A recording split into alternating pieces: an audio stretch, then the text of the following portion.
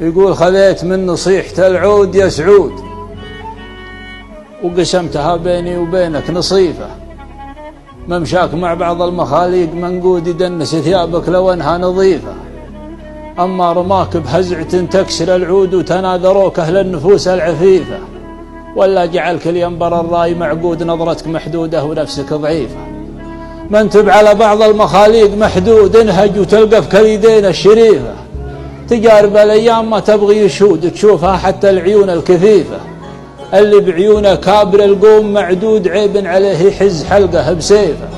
واللي جنابه دايم الدوم مريود لعابته جسم هالأجواد خيفة، والطيب مهما كان ما هو مجحود إلا لي خالط ربيعه خريفة، يصبح هباب يلفحه ذاري النود عوده نخر سوس ورقته سخيفة،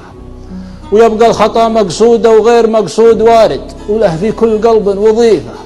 أحيان كبر الحشر وجبالها السود لكن يدمح الحفيف الحفيفة،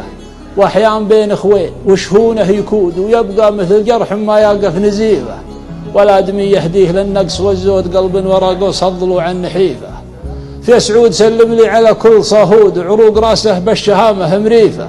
قربه من الطيب معتق دهن عود وخسارته لا راح عنه كليفة، لقلة الفزعات تبرى له القود وتلقى جناب ما يلاقى وصيفة، وصاحبه لا ناشد ولا عنه منشود دامه معه وضعه على كيفه، وانضاق هرش ما تبين به الهود تقول سده سد وادي حنيفة، وان جاء محل الربع تهدبلة كبود لا شافهم خلى الزيارة خفيفة، هذا عليه بالملازيم يا سعود بنيته تخطب له والوجه شيفة، وسلامتكم.